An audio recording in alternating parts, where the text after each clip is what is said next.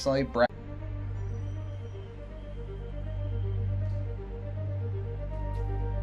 Hey everybody, welcome to Workforce Gaming. I'm Doug, along with Brad, Hello. and today we're going to be talking about Insomniac's Spider-Man. Both of us purchased this game recently. Brad actually finished it off. I am only about 3 hours into it because I waited on it, and then Brad would not stop talking about how awesome it was. And then I asked him to compare it to other games, and he says it's on the God of War Horizon level. At which point I did go buy it. So Yes, which you should have realized you should have done 2 weeks ago because this game is amazing. I don't like Spider-Man. I like Insomniac games, so I bought it as an Insomniac game, as the brand new Insomniac game, as opposed to the new Spider-Man game. But anyway, so Brad, I guess your first impressions, I guess I spoiled it a little bit for our audience, but you're throwing this up there with like some of the best of like PS4 exclusives. Yes. Now, why? I've been thinking about this game as I've been playing it, and I'm probably an hour or two away from platinuming it. Yeah. The more I think about this game, this is one of the most fun games I've ever played. It Okay. definitely does not have the crazy story and cool world building of, well, actually it does have some of that, of Horizon. It definitely doesn't have the kind of the emotional like journey that God of War has, Yeah. but this is up there as the best like just fun video games. Which Sony kind of needs.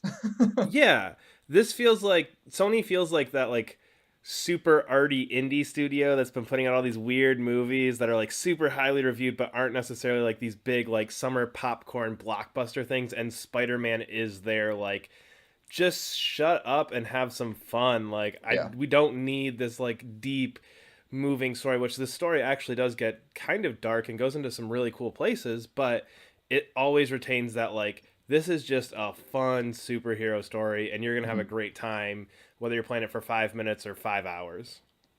Yeah. No, yeah, so this game could give me Arkham vibes, and not in the way of like Batman or like trying to copy off Arkham. It's just like that feeling of Arkham games were like just so steeped in the history of the IP that I just love like all these like every little piece of this just screams Spider-Man. Whether it's from the movies, it's from the comic books, it's from the greater Marvel comic universe.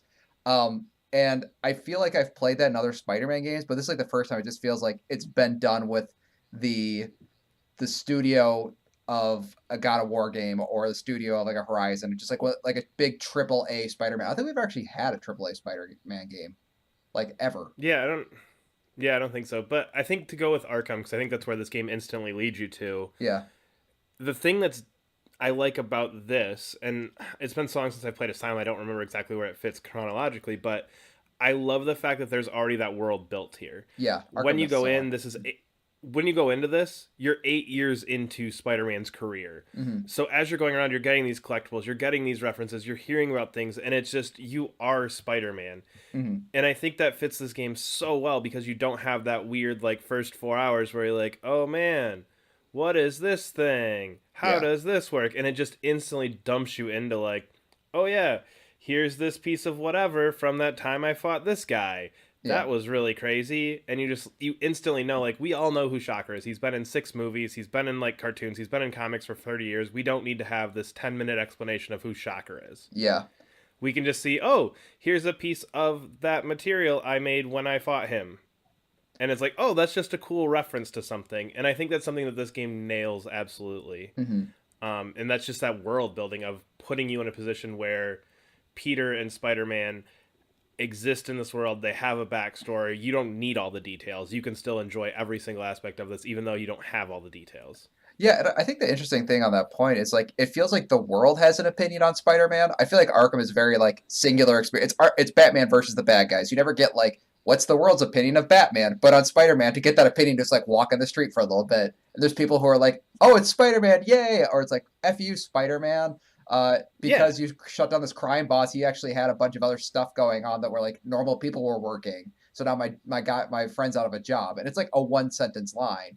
But I did like that. That wasn't just Spider-Man and these villain stories. It's Spider-Man and New York City and these villains story, which I think is like definitely a big part of the Spider-Man mythos. I was surprised how much the little chatter in my ear from like phone calls and stuff like actually felt like weirdly important. And it felt that sort of strain on Spider-Man where he's got a million different things going on at once. Which is like I think a very Spider-Man thing to do.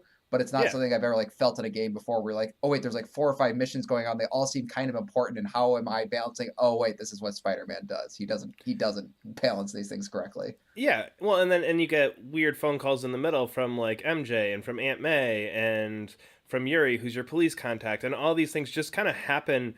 I'm sure it's not, but it feels like just completely randomly, and like it's just like, oh, I'm in the middle of fighting these guys, and like, oh, Aunt May's calling, I should call Aunt May back, and it's like, we're fighting these guys, like, why is this happening? But again, like you said, that's Spider-Man, and I think every really good representation of Spider-Man always has him as this like overstretched character, where it's like, Yeah, I don't have enough time to live a good life as Peter, but I'm also feel like I'm shortchanging the city because I'm not Spider-Man enough, and you get that weird balance of going back and forth. And because I think you can play as Peter in a few parts with this, yeah, because you have that, you even feel that like even more, where you're like, okay, I'm playing as Peter for, and those sections are short. Like there's a few like 10, 15 minute sections here or there, but you still get that feeling like there's crimes happening. Like I've been constantly getting stuff thrown at me, and now it's just like, oh no, I'm just gonna go sit back in this office and talk to Aunt May for a minute, and it's like, but there's crimes. crime. Like nobody's calling me now.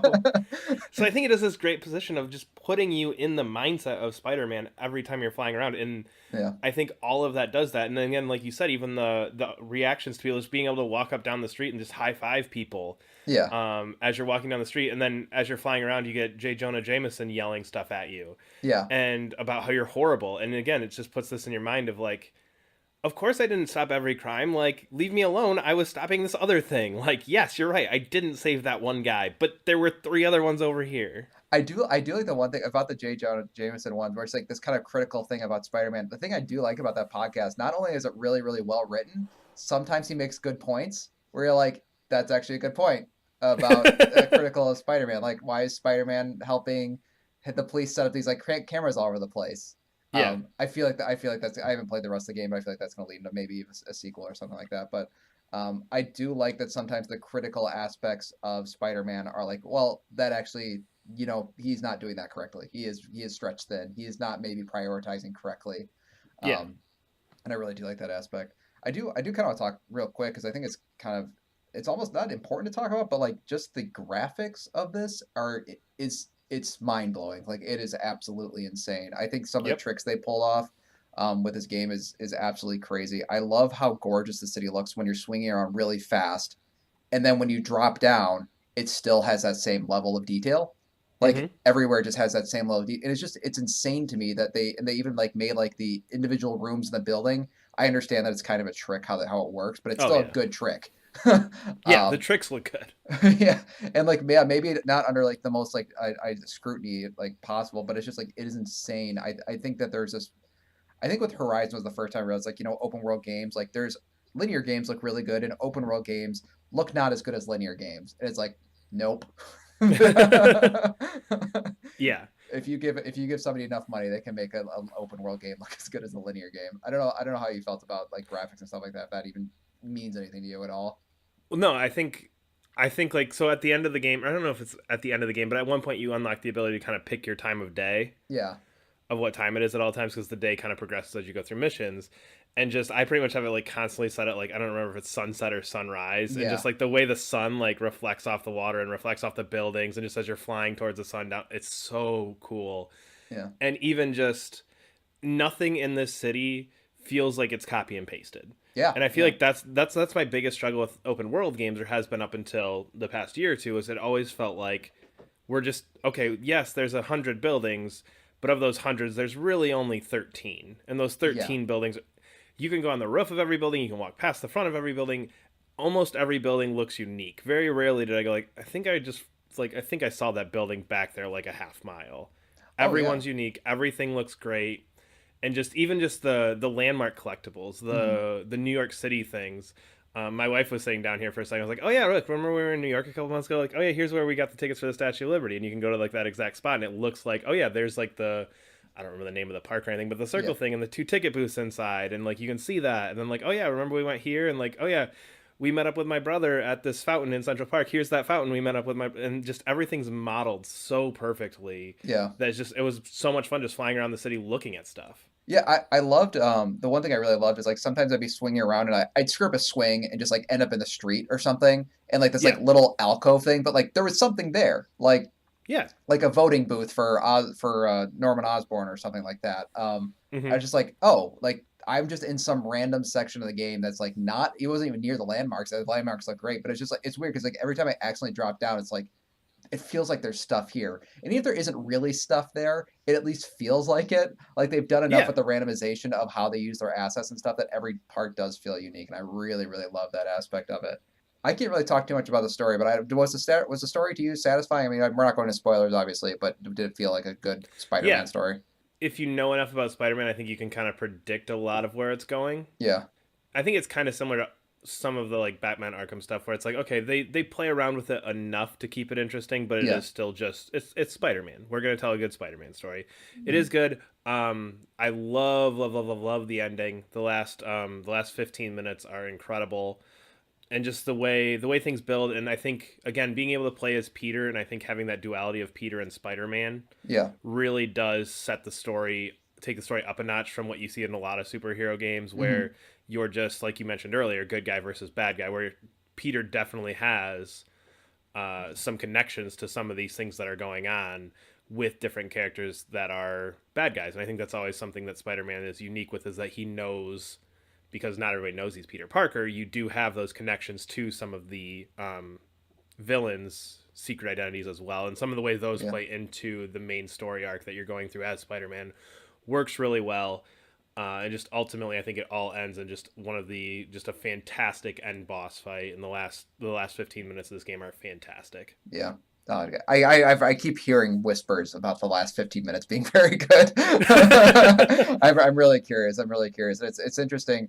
At least the point I'm in the story, I think it's interesting how they drop breadcrumbs pretty early about some like, wow, if you know some Spider-Man stuff, this is probably going to end poorly. Or gonna. Yes. All right, so I think we're gonna end it about there. I think once I finish the game, we're definitely gonna do a spoiler cast on this one for sure because I think a lot of the juicier stuff, especially weirdly spoilers with like costumes and collectibles and things you can see around town are all very interesting to talk about, which I think is like one of the things that make this game kind of unique. Yeah, final thoughts. How are you feeling about this? Like I think you kind of let it off with this game is up there as one of my favorite games from the last few years for sure. Hmm. There are very few games that I've had as much fun with. The thing with this game to me too, and I'm not a big proponent of open world games like the collectible stuff. I don't like that, but Yeah. I went collectibles before I went story, which I don't think there's another game I can say I've ever done that in. The collectibles were so cool, the side stuff was so entertaining that I just went, nope, you know what? I need to find all these backpacks. Each one of these backpacks is the coolest thing ever. And each one of these landmarks looks amazing. I need to see all of these. And Yeah. I went that way instead of anything else. And no other game has ever made me want to do that. Hmm. And that alone to me just sets this game so high above everything else. And then that story stuff that I did eventually get to is right up there too. This game is fantastic. Easily one of my favorite games from the last couple of years. I am shocked this game was as good as it was. All right, thanks. We are Workforce Gaming. If you guys like what you heard, you can always subscribe to us on YouTube. You can follow us on Twitter at Workforce Gaming, and we'll see you guys next time. So yeah.